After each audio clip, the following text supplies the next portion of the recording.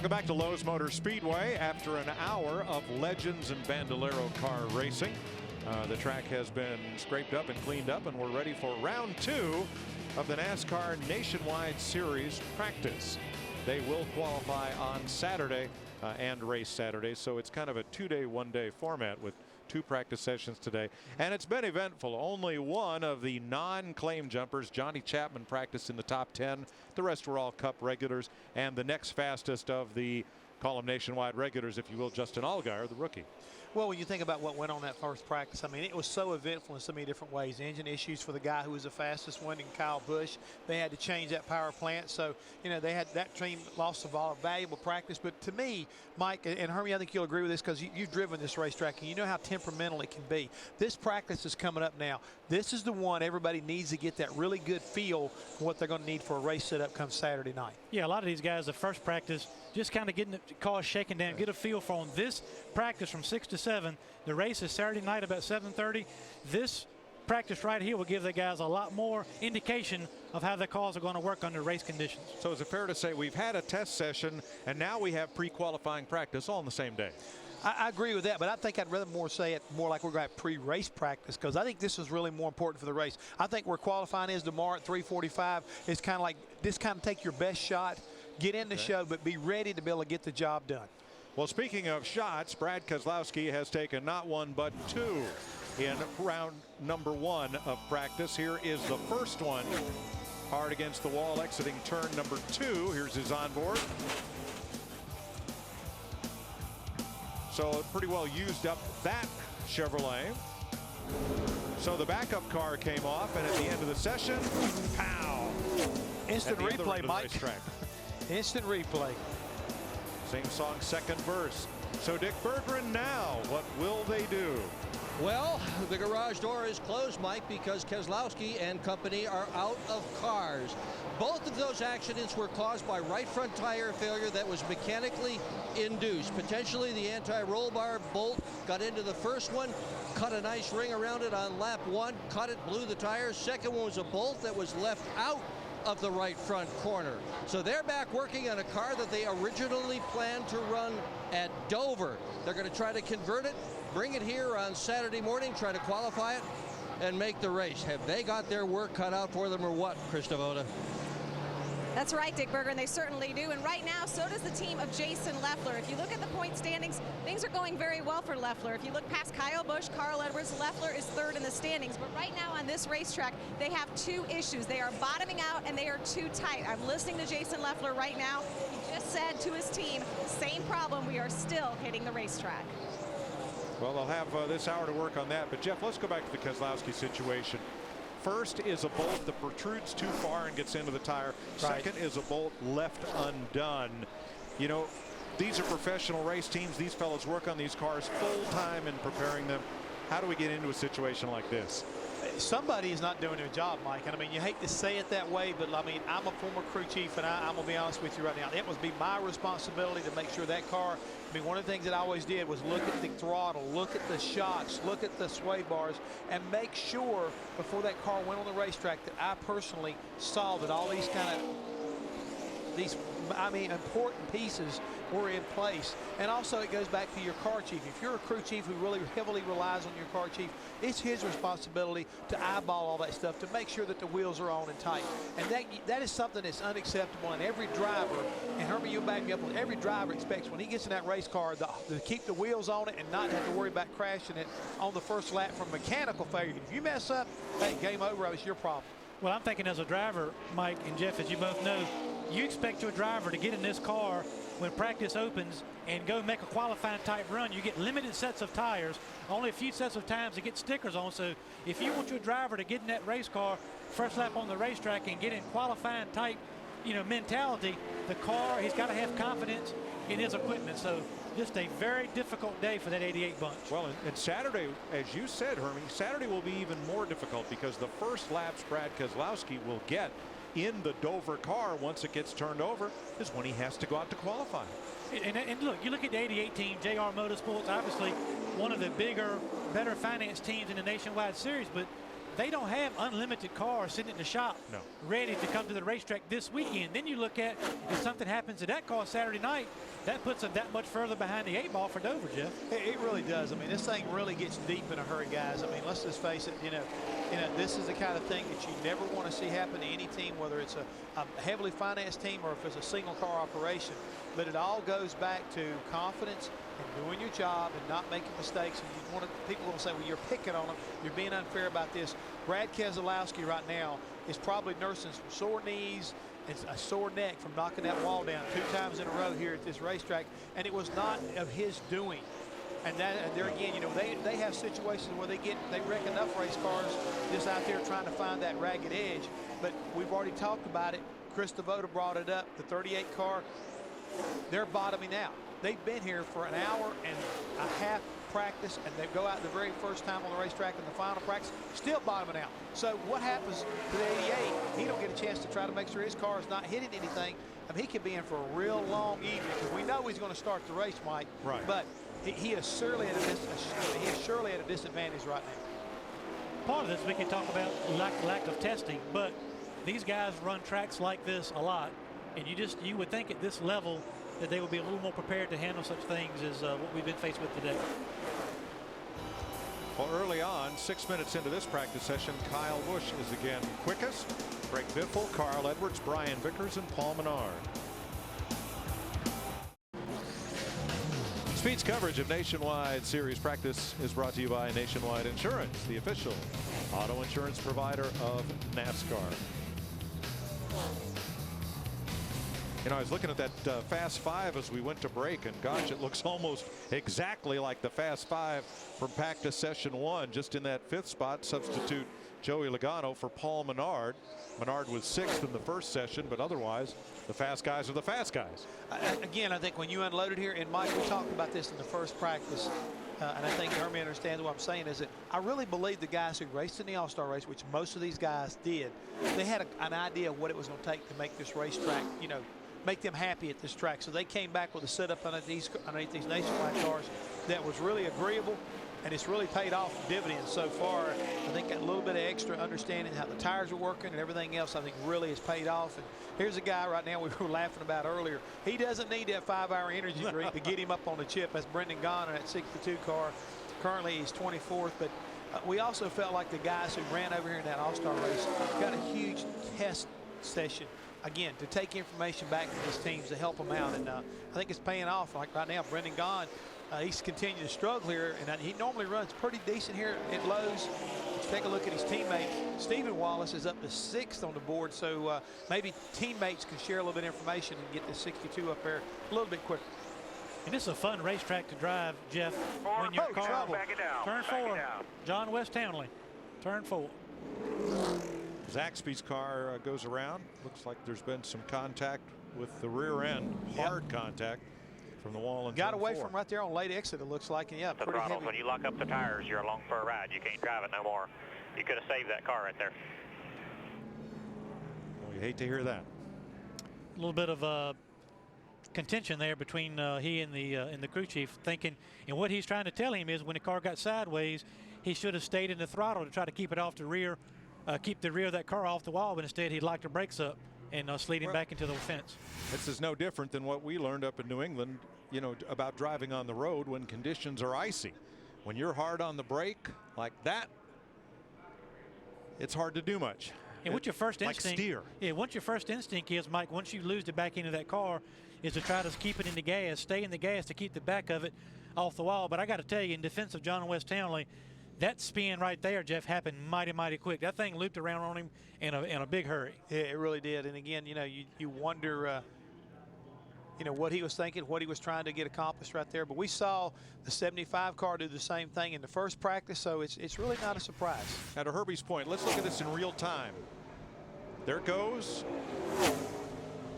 There's the wall. I mean, that car came around in a hurry. I don't know what happened to lead up to it to get him free, but doesn't look like to me he had a whole lot of chance to save that car. So the lift gate goes up and the backup car will come out. And we're under caution at Lowe's Motor Speedway.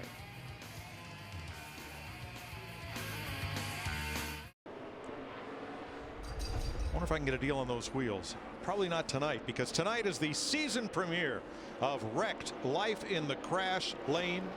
Overturned semis, head-ons, and forces of nature. And O'Hare is on the scene to face any challenge and take new risks to clear the carnage. Wrecked premieres right after Sprint Cup qualifying, 9:30 Eastern tonight, only on Speed. Mike, that Camaro, believe it or not, that was the same car Hermie was driving last week during the All-Star race. It was. Yeah. Did you do that? Y'all are tough on a man. Spin that one time and you're a spinner. I'm told the last thing that rollback had on it was Larry Mack's golf cart. Oh, me. John West Townley's backup car comes off after he backed it into the wall in turn 4. Here's Dick Berggren. And John West was able to drive the car here into the garage area. What happened out there? Well, over the break, we completely changed the car. We had the nose up a little bit too high. It was causing us to be really tight. We went out there first run in practice, and she was just too free. I mean, we made so many adjustments. We changed it all 4 springs and 2 shocks, and unfortunately it was just too free, and just wasn't able to save it. And he's not going to have much time to practice. Stoley, why don't you come on down here with the camera? Here's how hard he tried to avoid that. There's a left front tire. Look at that. Took all the tread off that left front tire. He had the brake on so hard. Just couldn't scrub off enough speed before meeting the safer barrier in turn 4. Hey, Paul Menard has been quick in both sessions. He's been good most of the time. When they bring that 98 out of the shop to the racetrack, Mike, so far he has been very impressive in the Nationwide Series every time he showed up. And Mike, getting back to John West Townley for just 1 second. I mean, he's a rookie driver, and this place can humble you as a rookie because it's tough to get a hold of. It's tough to get grip. It's tough to get that right balance we talk about a lot, to get through the middle of the corner and get that run off the corner. And those guys completely change that race car. And let's face it, he feels a little bit of pressure to try to get that car up to speed. And sometimes you drive a little bit over your head, and that's what happens. And you're running 180 miles an hour. On top of everything else. On top of everything else. Let's check with Krista. Mike, I've been scanning Kyle Busch in the number 18, and if I remember history correctly, this practice session last year, if you didn't catch him in the first, about 5 laps of a run, you didn't catch him at all because the car was so good. He just went out on 1 run last year. He's already completed 10 laps. That's more than he did in the first session. 7 laps total in the first session, and a couple of new front shocks. That's the change they made as Kyle Busch rolls back out.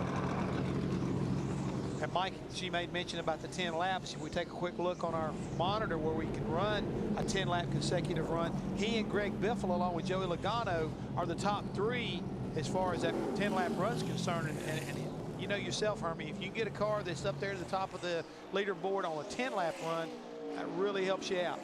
Yeah, who runs the fast lap is not really that important in the big scheme of things, especially here at a place like Lowe's Motor Speedway. You want that car to be a little bit on the free side to start with, but the key thing is not get too tight longer into that run, because you can give up a whole lot towards the middle or end of a run if your balance is not exactly right. But we're going to qualify on Saturday. Well, I guess not too far off from what the conditions we have right now, if the weather holds the way it is. If the weather holds, but it's going to still be pretty hot and pretty slick here, right. Mike. I can remember, you know, back in to me, in the glory days of this racetrack, we used to qualify roughly at 4 o'clock in the afternoon when David Pearson would come out here and put down a 4-lap average. It was unbelievable. But this racetrack is still, I think, kind of tricky about that time of the day. And I think a guy who's got a late draw will definitely have a benefit, you know, on that afternoon as far as that's concerned. So somebody like Paul Menard, who goes out next to last, would find himself in pretty good stead. I think he'd have a great opportunity to possibly sit on the pole. You got guys like, don't forget, Dale Earnhardt Jr.'s got to qualify for this race. Yep, he'll go out 42nd. Yeah. The thing we've talked about, Mike, that we don't see a whole lot is these guys, this practice is over at 7 o'clock. Well, it's not like they come back tonight or in the morning to qualify. They got almost 2 days before they come back here to hop back in the car, and their first lap up to speed's got to be a qualifying lap. So talking about pressure, being the first one out there would not be a good idea. Dick Berggren. 41-year-old Jeff Burton came in as one of the favorites to win the race tomorrow night. Why not? He has 3 wins here in the Nationwide Series and a very good car. This, in fact, is a brand new car, and it's his 300th start. But Burton is working with his 3rd crew chief in 7 starts in this series this year. He started out with Dan Deeringhoff. Deeringhoff's wife had a child, and in Vegas he missed the show. Shane Wilson filled in, and now beginning with this weekend, Doug Randolph is the new crew chief. So that's hardly time even to get acquainted with somebody. Never mind, let them know what you need in the car. And there are a lot of things this car needs. Its behavior varies widely depending on where Burton is on the racetrack. So the crew is underneath it and all over it, making changes, trying to get the handling the way he needs it. Thanks, Dick. He has the 12th fastest lap of the day. 27 wins in 300 starts. 3 of them came right here. You can't ever rule out a guy like Jeff Burton in a place like this, because again, he gives such good feedback, and when he gets that car dialed in, he is as good as anybody ever thought about on a 1.5-mile racetrack. That's one thing about Jeff Burton. You've always kind of like a Terry Labonte type mold. He'll take what the car will give him through the course of a race, especially a longer race, and he always seems to show up in the top 3, top 5 in the latter stages of a race. And that's the way on some of these longer races you really have to approach it, especially when you got such a long race and your car's not going to be perfect from run to run.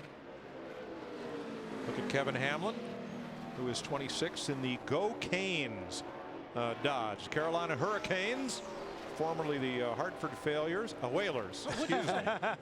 I used to live there, and we'd go and cheer mightily for whoever the visitors were. Well, you know, this kind of what's unique about that is Randy McDonald, guy, the one that works on this race car. He used to be basically a semi-pro or a youth standout as far as hockey's concerned. He's been following the Canes for a long time, so they felt like they needed to kind of give an attaboy to the Canes since they're up there vying for the Stanley Cup this time of year. I think they're down 1-0. They play a game tonight, I believe. They're playing the Pittsburgh Penguins. Yeah. Actually, the Whalers were Hartford's one claim to professional sports. Ron Francis, Gordie Howe. It was fun to watch hockey in Hartford. Kind of sad the team moved away to Carolina, but we're glad they're here. I know, they're doing a great job.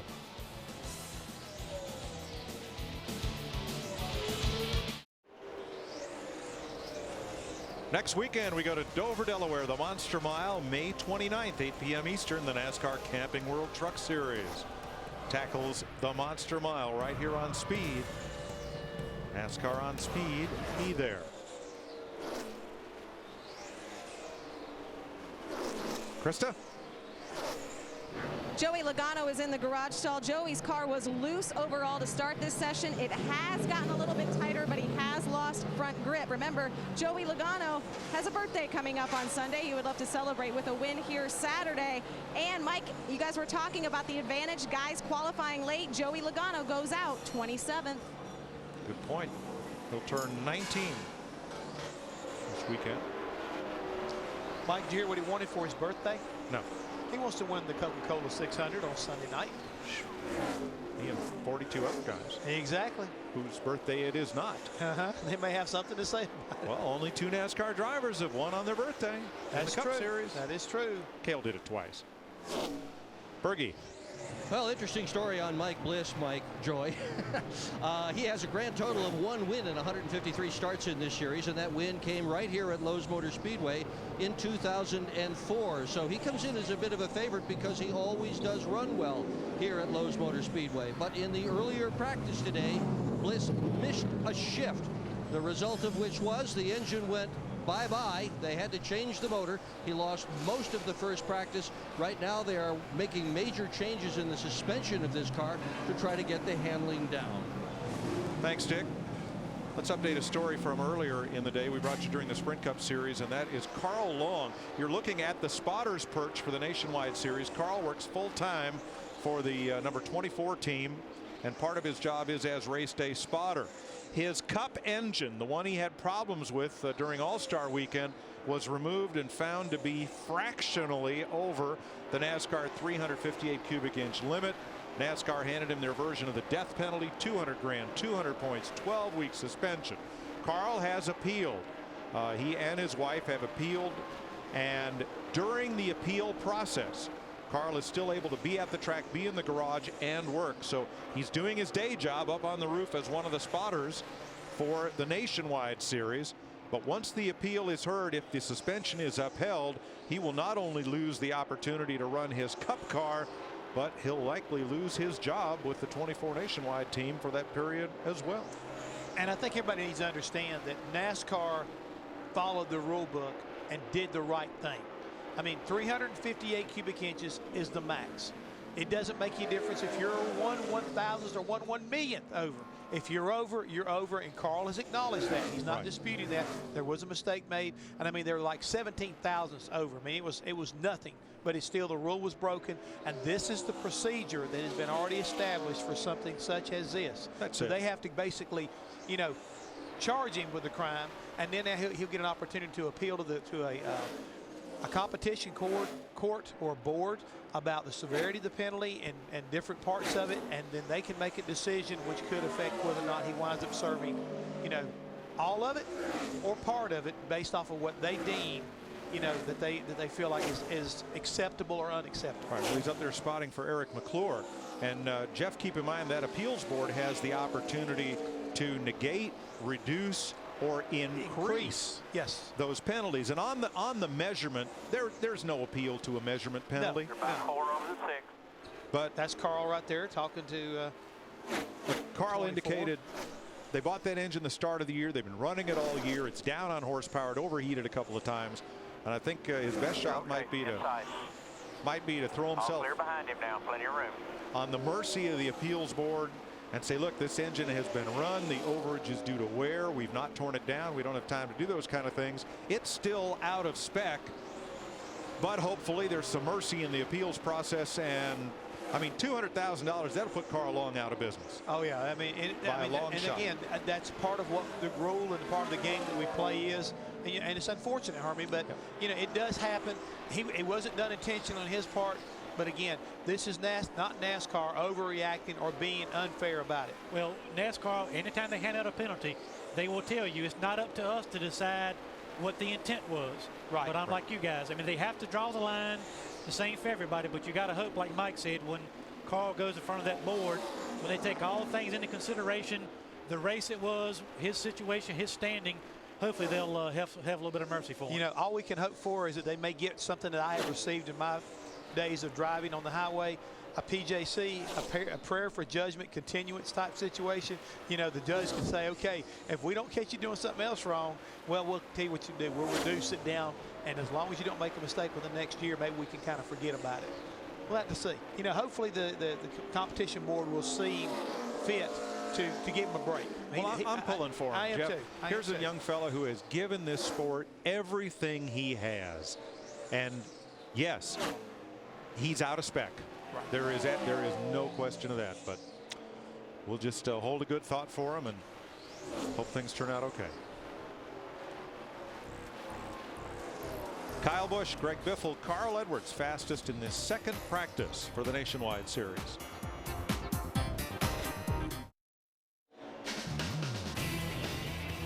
Welcome back to pre-qualifying and final practice for the NASCAR Nationwide Series. Steve Wallace has popped up to 6th. Michael is 7th. Michael McDowell, David Reagan, Joey Logano are your top 10. Coming up later on today at Lowe's Motor Speedway, we'll have Sprint Cup Series qualifying for you live here on Speed, and that'll be followed by the season premiere of Wrecked: Life in the Crash Lane. It's been pretty much that around here at Lowe's Motor Speedway all day long. I was going to say, starring Brad Keselowski. Yeah. Gosh, what a tough practice session for the 88. If you joined us late, they have left the Speedway, gone back to the shop to prepare a third car after 2 of them got into the fence due to a little bit of improper prep. And they won't be back until Saturday to qualify. Now, very costly. And we brought this up, Mike, and I think you can relate back to it because Hermie and I both remember the same thing. The last time we saw somebody go through a day like this was the late Alan Kawicki at Dover that one time, where he lost 2 cars up there, and they had to go get a third one.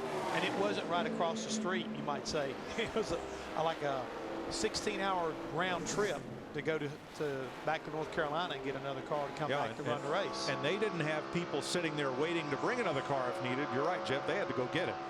Well, the 88 car's got two things going from. Number one, that we're in the Charlotte, North Carolina area, and two, that we do have that break tomorrow, Friday. No time on the racetrack. If this had happened at California and they had to come back and race tomorrow, they'd either have to get the 5 backup car off his truck or they'd be in a big mess. It would have been a lot of deal making going on if that had been the case with somebody who possibly didn't make the show renting a ride. That's right. Mike Bliss having a good run. He has the 7th fastest lap of the day. Dick? Well, Dale Earnhardt Jr. has just left the garage, Mike. He is headed for the racetrack, and the car he will have on the racetrack will behave very differently than the car he drove in with here, because they have made major changes. They've changed the ride height on the front. There's a different left rear spring in the car. The nose fascia has been dropped down closer to the racetrack. They're looking for speed before qualifying. That's all, Dick? That's all the changes they made? He's 11th fastest right now. But again, keep in mind, he is one of the cars that is going to have to time his way in. Now, that should not be any problem. He is 2nd fastest of the go or go homers next to Paul Menard. Gets that 5 car up to speed here now. Just through the second dog leg of the trial. We're going down into turn 1. Listen. Off the gas and back on the mic before you get to the center of the corner. He gains ground right there on that 42 car in front of him. That's David Gilliland. So on top of the truck, there's the guy who's had pretty much a bad day, and behind those 2 guys in hats, yeah, there's Tony Uri Sr. up there also, but that's Brad Keselowski. Trust us, that is Brad. You can't see him right now. There he is. In the t-shirt, jeans. Looking it over. Watching the lap times. Junior's gaining a little bit of ground on Gilliland up off these corners, but just can't quite get in the right position right in the middle to really take full advantage of it. You see what he's doing? He's starting to let off the throttle a little bit sooner to try to get the car set quicker to make up speed off the corner. We'll see if he can get under him right here. Got a good run right there coming back to a good catch right there, Hermie. Yes, sir. He got off that throttle early, picked it back up, and made the pass coming down the tri-oval. Clears him going into turn 1. You can really tell the difference in how he used that throttle catching that car. He said, look, I'm going to back off a little bit early. David Gilliland, you go ahead and stuff it off in the corner. But while you're sliding up the racetrack catching your car, I'm going to get back to the throttle and make a pass. Now, we explained why it is that David Gilliland finds himself behind the wheel of a Chip Ganassi Dodge for this race. No, really haven't gotten into that, you know, as far as, you know, how he wound up driving the 42 car this weekend. We'll have Dick and Krista check on that when Gilliland comes back to the garage. He's 13th fastest. Now he has to time his way in, but right now appears to be plenty quick enough to make this field.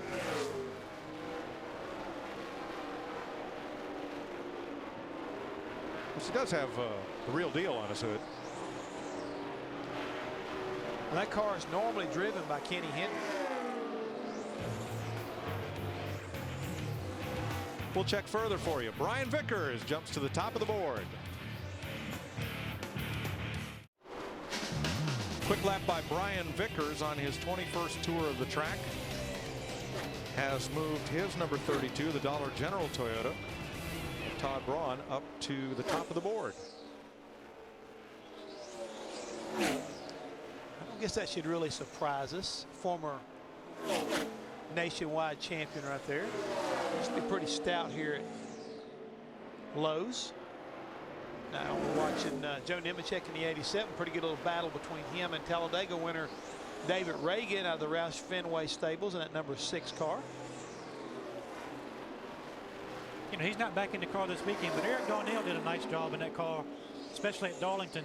Yes. Shows Yes, how strong did. that race team is, but a good job by him to hop in there and get himself a good finish. Yeah, I would not be one bit surprised to see Eric Darnell wind up getting into a win situation. Caution is out now on the racetrack, so they got debris down in turn 1. See David Reagan slowing down right here at the start finish line.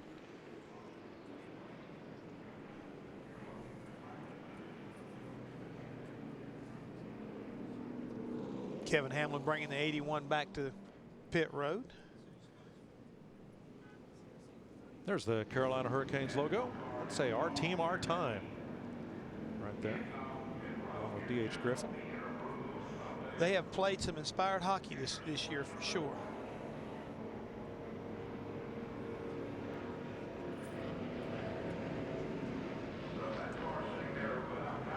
Bergie, you're a Hartford area native also. Hurricanes, Whalers, all that good stuff. But better yet, how about tell us about the 42? The 42 is David Gilliland, and I just stuck my head in the window of his car. He has a big smile on, and before I even asked him a question, he told me the car is good. And then I asked him, how did he wind up with this ride in this Dodge? And he said, they called me, and I'll drive anything.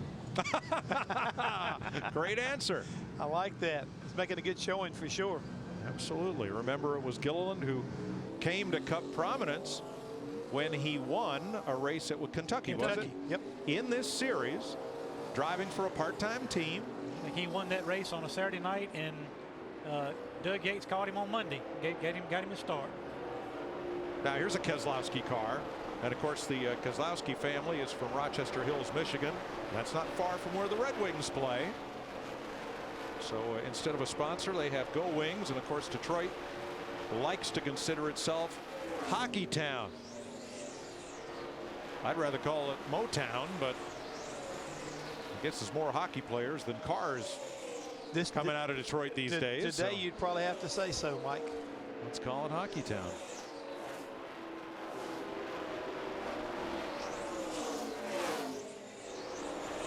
I got a chance several years ago to drive a truck for Bob Keselowski and his family. What a great group of folks they are, and hard workers, and good to see some good things happen to that family, especially recently. And another group that's given everything they've had to the sport of auto racing. We saw Kevin Harvick driving the VFW Chevy, 18th right now on the big board.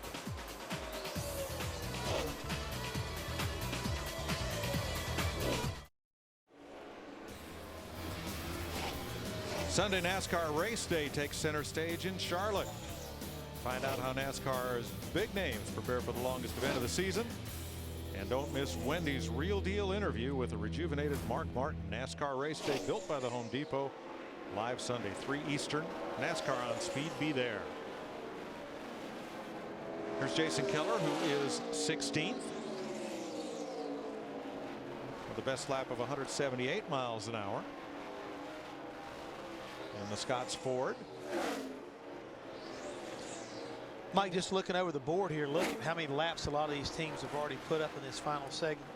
Scott Legacy 36, Kyle Busch ran 35, and realized he didn't get a lot of practice in that first session. He's trying to make up for David Reagan 32. So a lot of guys 30+ laps at this point in time, trying to figure out what this racetrack's going to be going through, and you know, wearing those tires out. Now as we went. Later apex, it never comes down the hill. It's just way too tight. As we went to break, we saw Kevin Harvick, who was 20th on the board, and Krista was chasing down what the situation was with the Harvick car. Krista. Yeah, Mike, at the start of this practice session, Kevin's saying his car needed to be a little bit tighter in the center of the turns before he just came in. After that run, he said, now we are too tight up off. They said they probably overdid it a little bit on their wedge adjustment, so they're going to go back on that change just a little bit. Kevin Harvick, one of the guys in a military-themed vehicle this week, the VFW.org Chevrolet. Taking a look right there, that was Ernie Cope underneath the hood, the crew chief on that car. And Mike, again, that first practice session, they were not happy with this race car at all. They were up on the board pretty good. I mean, they're like 9th quickest, but Kevin definitely was not happy with the way it felt. It was, a matter of fact, Ernie, Herbie, I think it was too tight. He was fussing about being too tight, couldn't turn the car at all. But we've heard a couple comments made about cars loosening up, and I'm not so sure with this racetrack. You know, when it cools down, no, it gets more grip, but some guys have been getting steadily looser as the sun has gone down, and sometimes this racetrack will trick you. Yeah, it'll throw you a curve. I mean, there's one thing that's unpredictable. You'd be surprised. Here's another gentleman that had a little trouble early part of this practice session. John West Townley. Townley wrecked off of turn 4, got their backup car back off the truck, and want to try it one more time. Hopefully this time, Hermie, he'll sneak up on it just a little bit to see how loose it really is.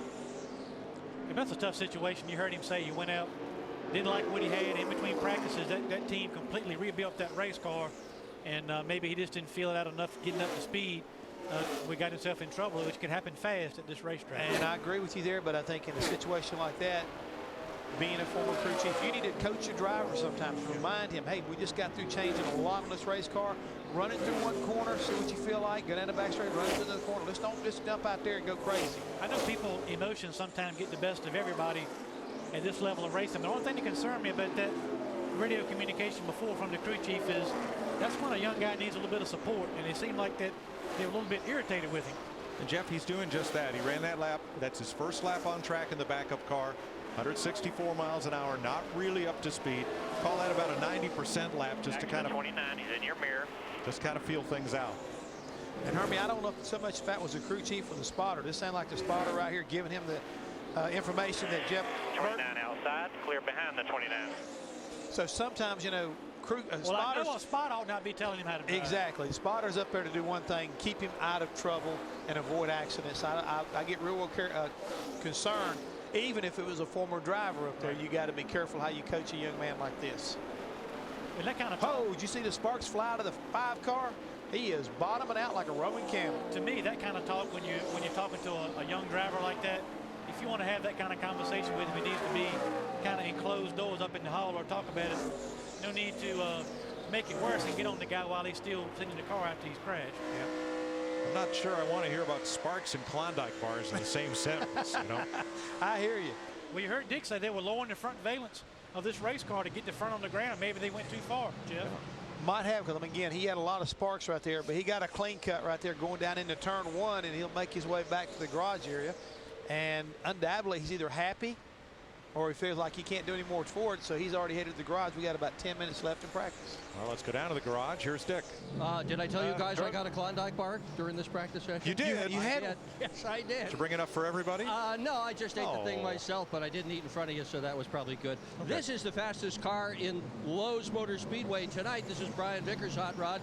He's out of here. They've got the car jacked up. It's sitting up on jack stands. Mechanics are getting ready for qualifying tomorrow. It's as good as it's going to get. This is the fastest there is, so they're all done practicing. As long as he likes it. Yeah, let him go. Brian Vickers will be the first car out for Sprint Cup qualifying coming up next.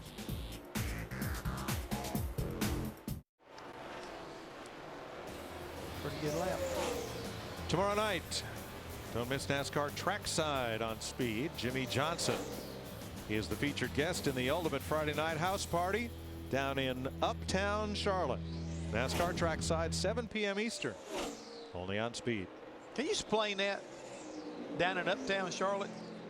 I don't know what happened to downtown Charlotte, but they now call where all the big buildings are and is the hub of the city. They call it Uptown. Well, I was born and raised here, and whenever I went to Charlotte, I was going downtown. Well, but you don't go to the downtown you used to go to anymore. You go to Uptown. I know. It gets confusing. It's okay. But I can promise you something. You're going to have a good time when you get there. We're going to have a good time tomorrow night, and it'll be wild and woolly. Hey, guys, David Reagan has jumped up to the top of the speed chart. We're starting to see some guys now, Jeff Hammond, do some qualifying runs. Qualifying runs are here with about, 8 minutes to go in this practice session. And David Reagan goes to the top of the board, displacing Brian Vickers. While Carl Edwards is still in the top 5, let's check with Krista. Yeah, and they're getting ready to actually change rear shocks. That a call just coming over the radio right now as Carl was about to roll out. Carl said his car is turning much better in the center. Not much difference in the start of the session. He kind of felt like he was skating on thin ice a little bit. And with all the hockey talk, Dick Bergen, I would be remiss if I didn't mention the Pittsburgh Penguins. I'm kind of the enemy with all these Carolina Hurricane fans down here, but I had to get that in, Dick. Penguins, I didn't know that. I do know, however, that Dale Earnhardt Jr.'s race car got better and better with each of the practice sessions that they ran here tonight. Now they've got a car that's pretty close to what they want. They're going to make a couple of minor changes in it before qualifying on Saturday. Do you remember a comment I think Kyle Petty made several years ago about Darlington?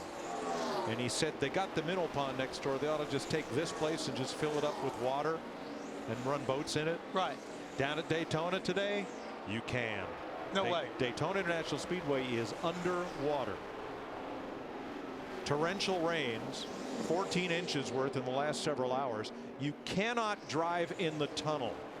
And if you stay with Speed into our qualifying coverage tonight, we hope to show you pictures of Daytona International Speedway. But Jeff, you won't recognize it because Lake Lloyd, the whole Speedway is Lake Lloyd. Wow. The walls, I think, are what's containing the water in. Oh my gosh. So the tunnels going into the Speedway are now flooded. Oh yeah. Completely full. Completely. Almost completely full.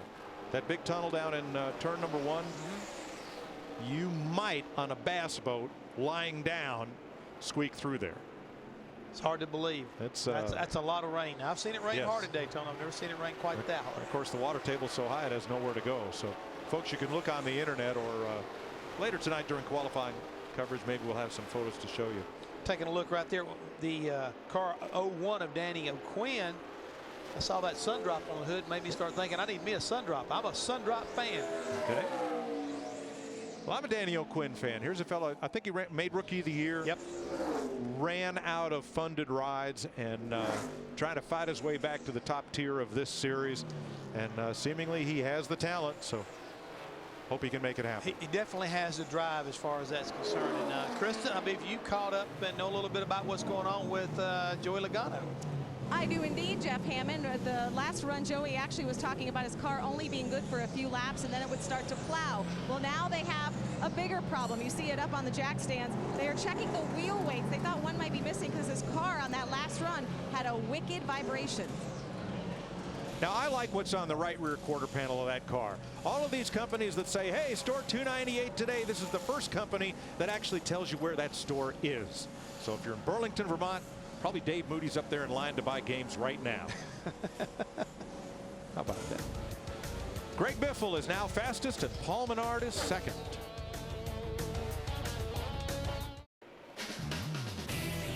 Heading down to the closing minutes of this practice for the Nationwide Series, and it's an all Ford front 3. Greg Biffle, Paul Menard, David Reagan are fastest. Then the Toyotas of Vickers, Scott Speed, and Kyle Busch.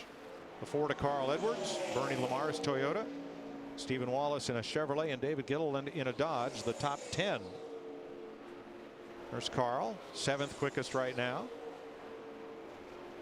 Trying to pop back up into the top 5.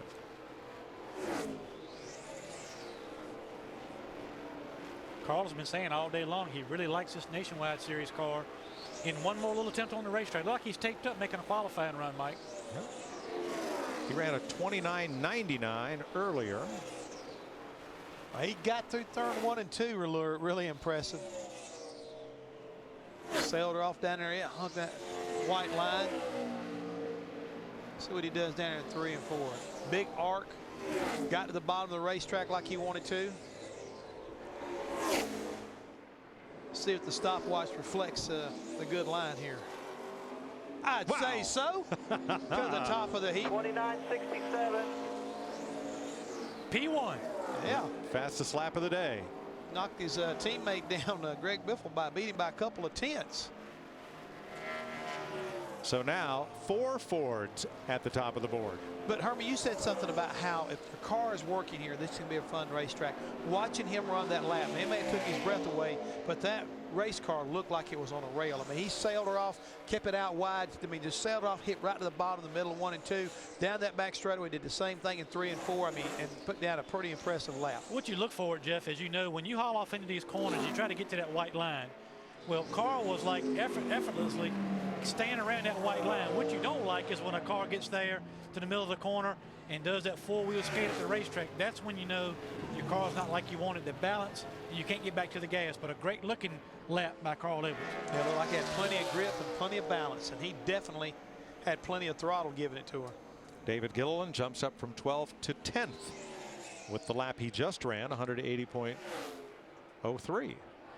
What did Dick, I think, stuck his head in there to talk to him a little while ago, and he had a big old smile on his face. Probably got a little bit bigger after that qualifying run. Now Michael McDowell was one of the quickest Toyotas, and he's going to end the session at 14th. So Carl Edwards wins practice, and we will next see these cars on Saturday for qualifying. Can we say now we can go back, debrief a little bit, and think about it for, well, about a day and a half. So a Ford Fusion foursome at the top of the charts. And one other thing, you may want to go back, fans of Brad Keselowski who just tuned in. Brad Keselowski experienced 2 crashes earlier today in the first practice session, ran out of cars, had to go back to Mooresville, North Carolina to get another one. He'll be back here Saturday, but he's not here right now.